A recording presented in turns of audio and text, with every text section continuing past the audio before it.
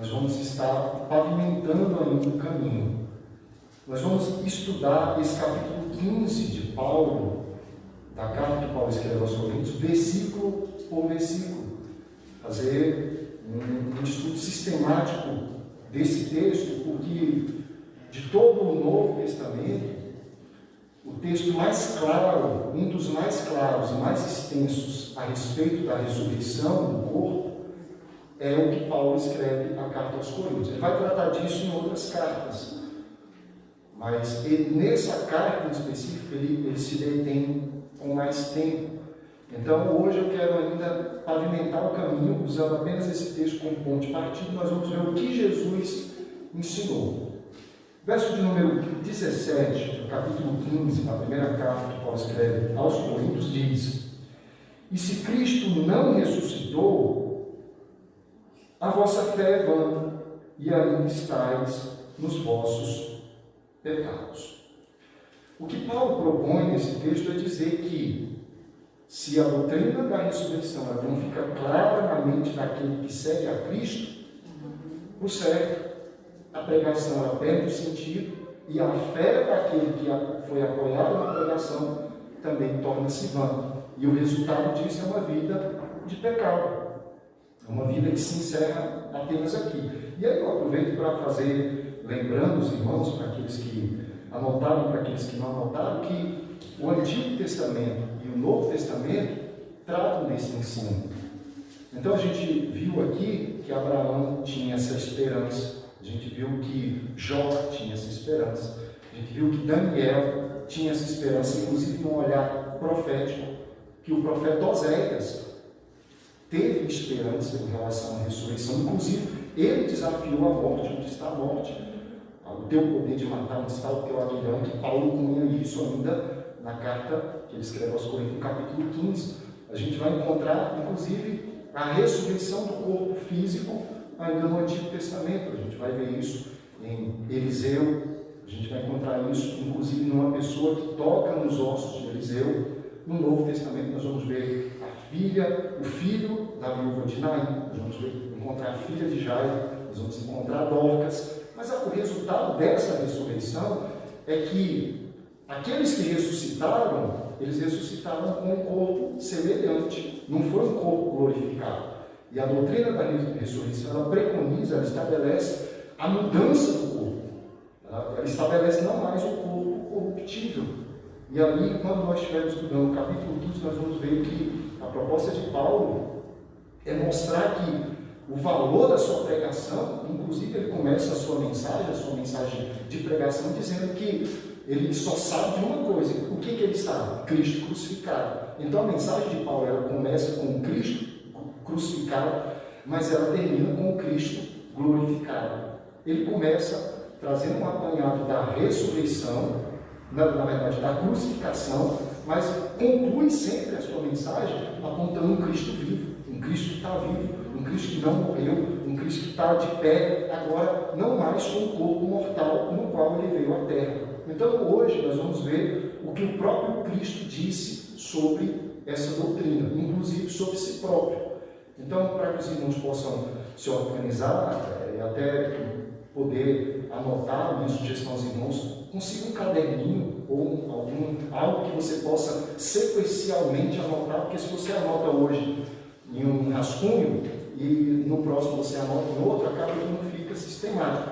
O meu conselho é que você anote isso em um lugar no qual você possa anotar sequencialmente. Então hoje nós vamos ver o que Jesus ensinou, o que o próprio Jesus estabeleceu, o que o próprio Jesus disse. Vamos ler Mateus, Evangelho, capítulo 12, verso de número 40. E Jesus ele faz uso de um fato ocorrido no passado para já começar a apresentar esse ensino para os seus discípulos. Evangelho de Mateus, capítulo 12, verso de número 40. Olha o que Jesus diz aqui.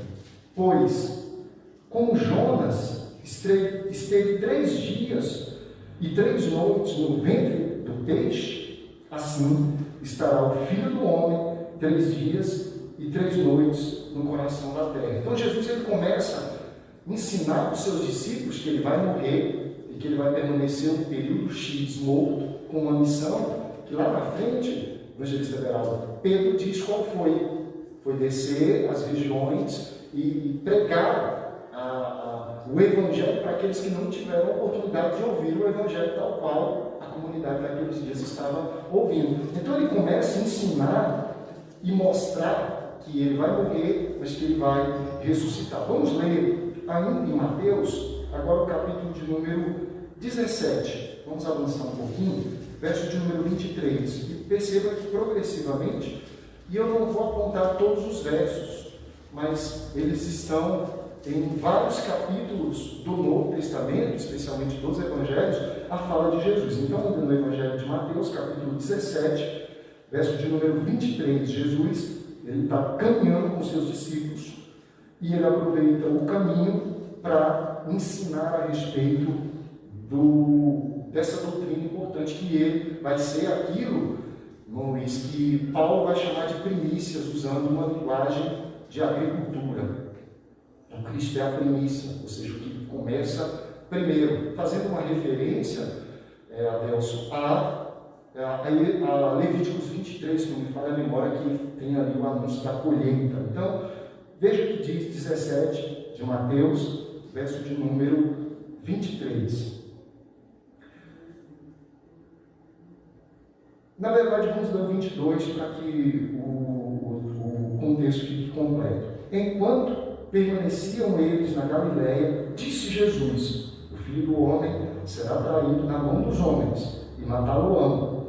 Mas ao terceiro dia ressuscitará. E eles se entristeceram grandemente. Por quê? Porque não faz sentido um Messias que morre. E a questão da doutrina da ressurreição ainda não estava muito clara na mente dos seguidores de Jesus, assim como não é ainda hoje muito clara na mente de muitas pessoas que seguem a Jesus, que vêm à igreja, que cultuam, que leem a Bíblia, mas não têm a compreensão plena da importância desse ensino. Então, os próprios discípulos que andavam com Jesus, que dormiam com Jesus, que experimentaram milagres realizados por Jesus, quando Jesus tratou desse ensino, eles não entenderam muito. Eles não compreenderam. Assim acontece com cada um de nós quando um membro da nossa família, eu tive já o desprazer de no final, e quando a gente diz prazer, ciente de que todos nós vamos experimentar isso, mas nós não queremos sepultar um membro da família. E a gente fica realmente triste, Marinho, a gente fica realmente pesaroso, a gente fica bem condoído.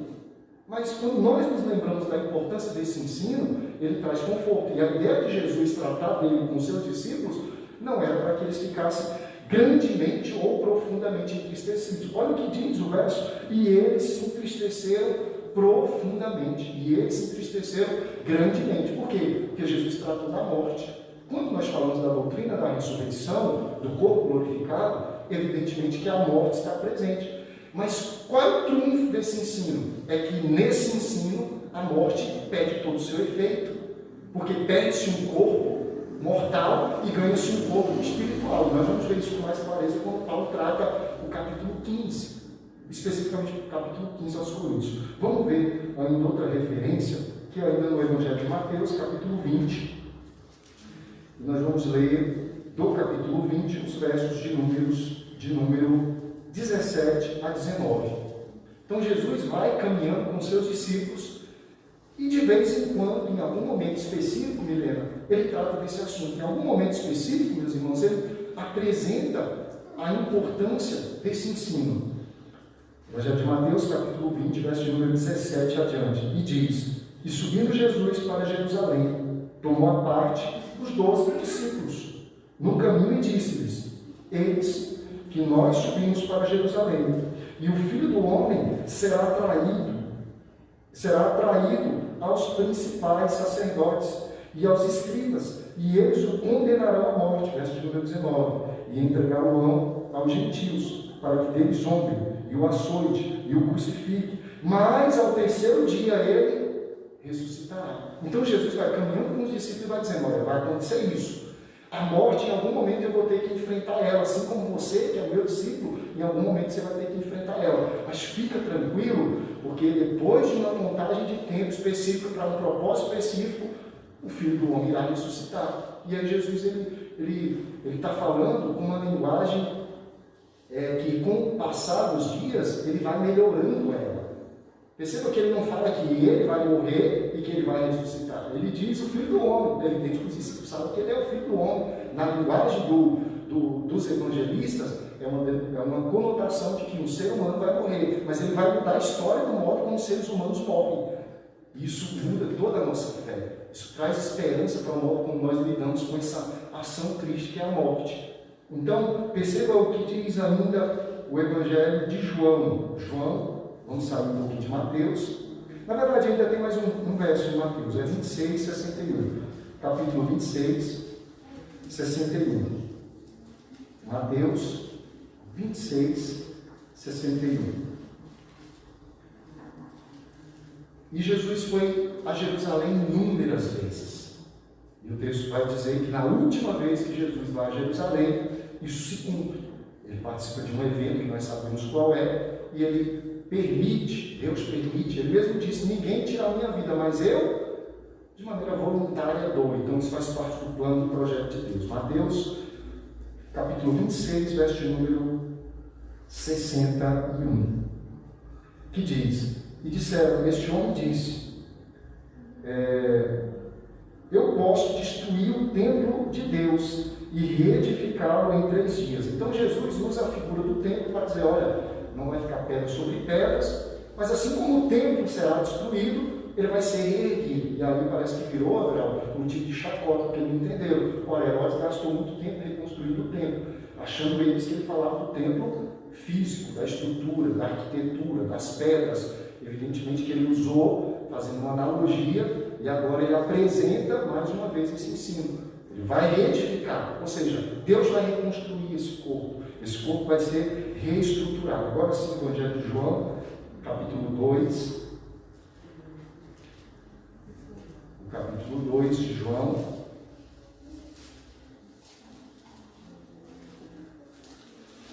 Nós vamos ver os versos números 16, de 18 até 22. Mais uma vez ele reforça esse ensino, e João também registra. Então responderam os judeus, dizendo-lhe, qual é o sinal que tu nos mostra?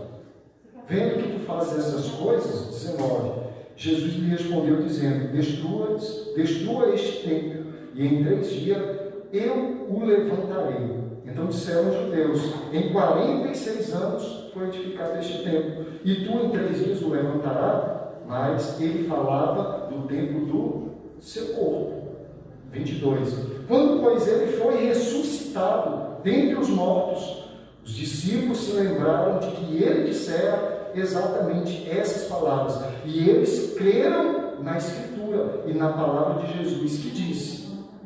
Então, perceba a importância desse ensino. O que aconteceu quando Jesus literalmente concretizou isso e os discípulos testificaram que ele ressuscitou? Eles creram na Escritura. Irmãos, eles creram na palavra de Jesus.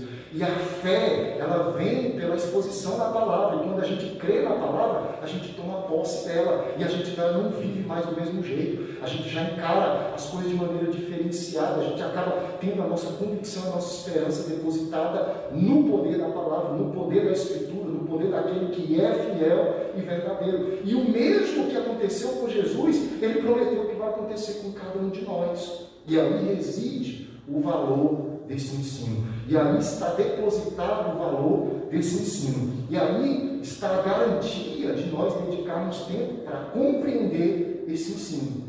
Porque quanto mais compreendermos ele, mais esperançosos nós ficaremos. Quem aqui gosta de olhar o seu corpo no espelho? Todo mundo. Você acorda de manhã e provavelmente uma das primeiras coisas que você faz é dar uma olhada no look, ver como é que está. Sendo esse corpo corruptível, nós gostamos de fazer isso. Imagine tendo uma promessa de experimentar um corpo semelhante ao de Jesus, um corpo exatamente semelhante ao de Cristo. E aí está a importância da esperança desse ensino. Vamos ler mais um verso, e aí nós, por hoje, finalizamos para que a gente possa cumprir o nosso compromisso. E na semana que vem nós vamos estudar, já olhando detidamente a carta que Paulo escreve aos Coríntios, no capítulo 15. Vamos ler capítulo 27, de Mateus. Vamos voltar para o capítulo 27. Nós lemos lá o 26, vamos voltar para o 27. E aí nós vamos perceber algo importante aqui. Mateus 27, e nós vamos ler os versos de números 61. E nós vamos até o 66, que é o último desse capítulo.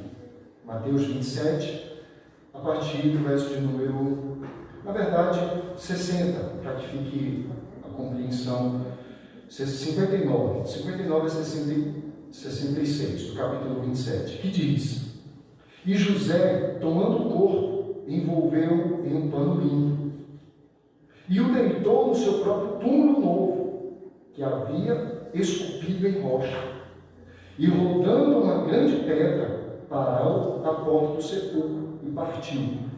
61. Estava ali Maria Madalena e a outra Maria, assentadas de frente do sepulcro. No dia seguinte, que seguiu o dia da preparação, ou seja, o dia da preparação é o sábado, no dia seguinte é o dia da ressurreição, que é o domingo. E aí diz: estava ali Maria Madalena e a outra Maria, assentada de frente do sepulcro. 61. No dia seguinte, que seguiu o dia da preparação, reuniram os principais sacerdotes e os fariseus perante Pilatos, dizendo: Senhor, lembrando-nos de que aquele enganador, está falando de Jesus, quando ainda estava vivo, ou seja, Jesus já morreu, disse, depois de 3 dias, eu ressuscitarei, eu serei ressuscitado, eu estarei ressuscitado. 64. Ordena, portanto, que o sepulcro seja protegido até o 3º dia, para não suceder que, vindo os discípulos à noite, o furtem e digam ao povo: ele está ressuscitado dentre os mortos. E assim, o último erro será pior do que o primeiro. Então, uma declaração, você tem um advogado olhando, aqui eles assumem a culpa. Eles estão dizendo: olha, o erro que nós fizemos foi grave, mas se permitir que de repente aconteça tal da ressurreição, o outro erro vai ser muito maior. Eles auto-reconhecem que falharam no seu julgamento, que fizeram um julgamento falho, e daí a importância da entrega pura de Jesus. Ele vai ser crucificado, não é porque tem qualquer pecado, mas porque assume isso por nossa culpa. E diz Pilatos, 65, tendes a guarda, ide e protegei-a ao máximo possível. Assim eles foram e fizeram um sepulcro seguro, selando a pedra e deixando ali a guarda. Nós conhecemos o enredo da história, o que acontece? Jesus no domingo de manhã ressuscita, os soldados ficam envergonhados, inventam uma outra história, são de alguma maneira dissimulados, mas a doutrina se cumpre, a palavra de Jesus se cumpre, e a importância dela é o que nós vamos ver na sequência desse estudo. Então, o meu